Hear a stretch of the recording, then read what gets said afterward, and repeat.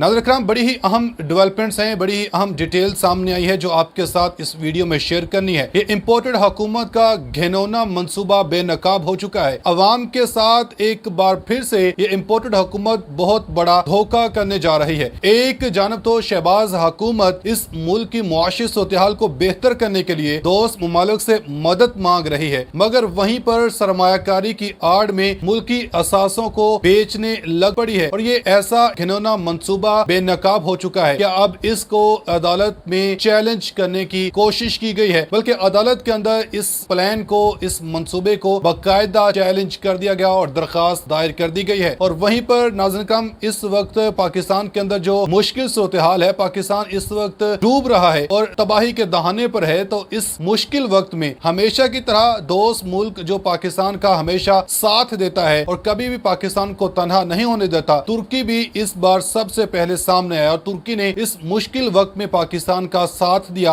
और बहुत बड़ा ऐलान किया है। वज़ीर आज़म शहबाज शरीफ ने इस तैयब उर्दगान के ऐलान पर शुक्रिया अदा किया और इमरान खान की जानब से भी इस ऐलान के ऊपर, इस इकदाम के ऊपर शुक्रिया अदा किया गया है। तो ये तमाम तर डेवलपमेंट्स, तमाम तर डिटेल्स हैं क्या आपके सामने एक एक करके रखेंगे। आपसे गुजारिश है कि वीडियो को एंड तक लाजमी देखें ताकि तमाम डिटेल्स आप आसानी से समझ सकें। नाज़रीन इकराम, इम्पोर्टेड हुकूमत के इस घिनौने मंसूबे के बारे में बताने से पहले थोड़ा सा आपको मुल्क की सूरत-ए-हाल के मुतालिक अपडेट करता चलूं कि इस वक्त सैलाब की जो सूरत-ए-हाल है बहुत ज्यादा संगीन हो चुकी है और इस वक्त चारों सूबों के अंदर इमरजेंसी नाफिज है। पाक फौज इमदादी कार्रवाइयों में मसरूफ है। आज भी पाकिस्तान की आर्मी की जानब से कामयाब ऑपरेशन किया गया और वहां से बाहिफाजत लोगों को महफूज मुकाम पर पहुंचाया जा रहा है। और इसके अलावा और भी बड़ी ऐसी मुकाम है जहां पर अभी तक पाकिस्तान के शहरी, वहां पर रिहायशी जो मुकामी लोग हैं, ये फंसे हुए हैं और पाक फौज की हर मुमकिन कोशिश है। Army chief general Kamarjit Bajwa खुद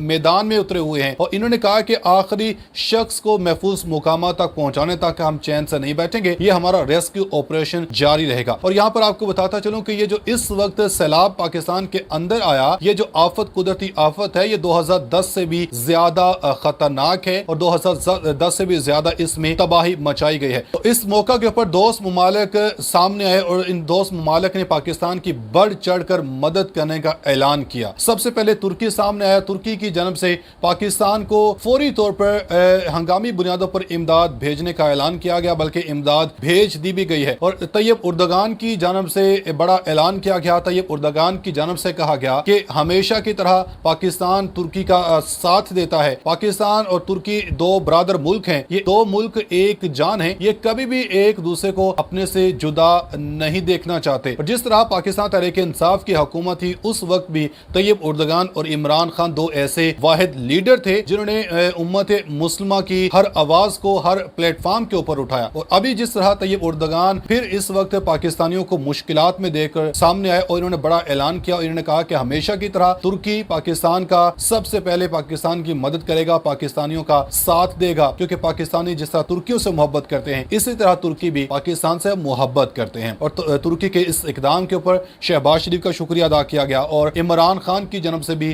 तुर्की के इस इकदाम के ऊपर शुक्रिया अदा किया गया कि इमरान खान ने कहा कि दोस्त मुमालिक जो पाकिस्तान की इस मुश्किल घड़ी में मदद कर रहे हैं, उनके हम बेहद मशकूर हैं। और इमरान खान भी आज नाज़रीन इकराम बहुत बड़ा एक फंड रेजिंग प्रोग्राम मुनक्किद कर रहे हैं जो आज किया जाएगा और ये टेलीथॉन होगा, इसमें लाइव फंड रेजिंग की जाएगी। और इमरान खान की जानब से ऐलान किया गया कि ये जो सैलाब का चंदा, जो फंड्स इकट्ठा किया जाएगा, ये पूरे पाकिस्तान के अंदर इसको इस्तेमाल किया जाएगा। पूरे पाकिस्तान के अंदर जितने भी मुतासरा इलाके हैं, वहां पर इस फंड को, इस इमदाद को हम फौरी तौर पर भेजेंगे। और इमरान खान की जानब से कहा गया है कि ओवरसीज पाकिस्तानियों को, दोस्त मुमालिक को, बैरून मुल्क मुमालिक को, कि आप बढ़ चढ़कर इस इमदाद में हिस्सा लें, आपकी ही मदद से हम पाकिस्तान को बचा सकते हैं। तो दूसरी जानब नाज़रीन इकराम, जो मैंने आपको बताया कि इम्पोर्टेड हुकूमत का एक घिनौना मंसूबा सामने आया। इम्पोर्टेड हुकूमत ने अब मुल्की असासों को बेचने का प्रोग्राम बना लिया है सरमायाकारी की आड़ में। दौरा कतर जो शहबाज शरीफ का किया गया, दौरा कतर की असल कहानी भी अब खुलकर सामने आ गई है। आप ये खबर देखें, कतर के साथ PIA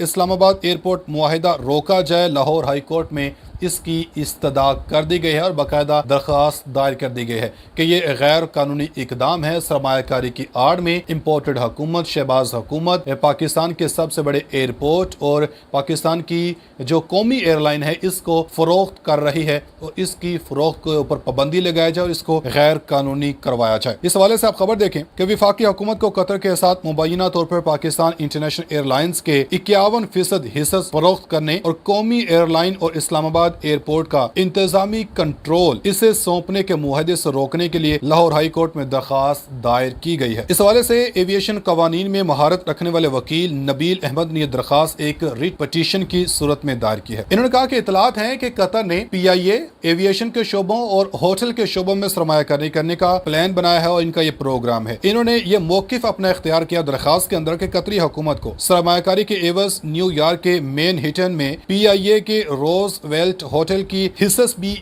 दिए जाएंगे जो कि ये सरासर गैर कानूनी है। आप को किसी भी सूरत इसको कतर को फरोख्त नहीं कर सकते हैं। और इन्होंने मजीद कहा कि यह सरमायाकारी पाकिस्तान और कतर के दरमियान बैनुल हुकूमती मुआहदों के जरिए हासिल की जाएगी। दरख्वास्त गुजार ने अदालत से इस्तदा की कि हुकूमत की जानब से PIA के हिस्से को फरोख्त और इस्लामाबाद एयरपोर्ट का इंतजामी कंट्रोल कतर के हवाले करने से मुतालिक मुआहदों को गैर कानूनी करवाया जाए। इन्होंने कहा कि अगर कौमी कोई असासे फरोख्त करने भी हैं तो इसके बाकायदा तौर पर कानून साजी की जाती है, पार्लियामेंट के अंदर इसकी मंजूरी ली जाती है, उसके बाद ही फैसला किया जाता है कि आया कोई ऐसा कौमी असासा गैर ममालिक को फ़रोख्त करना है, उसको बेचना भी है या नहीं। क्योंकि अब कतर ने इसी सूरत में पाकिस्तान के अंदर $3 अरब की सरमायाकारी करने का जो ऐलान किया, इसके पीछे सिर्फ मकसद यही है कि PIA का जो कंट्रोल है ये अपने पास लिया जाए और PIA का जो न्यूयॉर्क के अंदर रोज वेल्ट होटल है उसको भी अपने कंट्रोल में किया जाए। तो अब कतर सिर्फ और सिर्फ इस वजह से पाकिस्तान के अंदर ये सरमायाकारी करने पर राज़ी हुआ है और वही ये इम्पोर्टेड हुकूमत जब से शहबाज शरीफ कतर का दौरा करके वापस आए हैं ये यही राग अलाप रहे हैं कि कतर ने पाकिस्तान के अंदर भारी सरमायाकारी करने का ऐलान कर दिया है। तो इनकी ये सरमायाकारी इसी सूरत में होगी कि मुल्की असासों को ये बेचने लग चुके हैं। तो नाज़रीन इकराम, आपको भी इस हवाले से आवाज़ उठानी चाहिए कि मुल्की अहसासों को किसी भी कीमत पर फ़रोख्त नहीं करना चाहिए। और वहीं पर नाज़रीन इकराम, दूसरी जानब इम्पोर्टेड हुकूमत इमरान खान के ऊपर तो ये इल्ज़ामात लगा रही है कि इमरान खान को इस सैलाब के आफत ज़दा मौके के ऊपर अपनी सियासत को, अपनी सियासी जंग को बंद करना चाहिए। मगर वहीं पर दूसरी जानब ये इम्पोर्टेड हुकूमत भी अपनी सियासी हटदर्मियों से, सियासी जंग से ये बास नहीं आ रही है। एक जानब तो ये सैलाब के रिलीफ के लिए आल पार्टी कॉन्फ्रेंस मुनक्किद कर रहे हैं और वज़ीर-ए-आज़म शहबाज शरीफ की जनब से सैलाब की तबाहकारियों पर आल पार्टी कॉन्फ्रेंस बुलाई गई है और मंडे को ये 3 बजे कहा गया है कि ये आल पार्टी कॉन्फ्रेंस बुलाई जा रही है। और इस आल पार्टी कॉन्फ्रेंस इसका नाम रखा गया और इसमें जो पाकिस्तान तहरीक-ए-इंसाफ है इसी पार्टी को ही इस कॉन्फ्रेंस के अंदर दावत नहीं दी गई है। आप देखें, सैलाब इस वक्त पंजाब के अंदर आया हुआ है और KPK के अंदर इस वक्त सैलाब है और एक सिंध है और पंजाब और KPK के अंदर इस वक्त पाकिस्तान तहरीक-ए-इंसाफ की हुकूमत है। यानी कि 2 सूबों के अंदर पाकिस्तान तहरीक-ए-इंसाफ की हुकूमत है और जहां ये सैलाब बहुत ज़्यादा है, सैलाब की तबाहकारियाँ जारी हैं और उसी हुकूमत को आपने इस कॉन्फ्रेंस के अंदर नहीं बुलाया।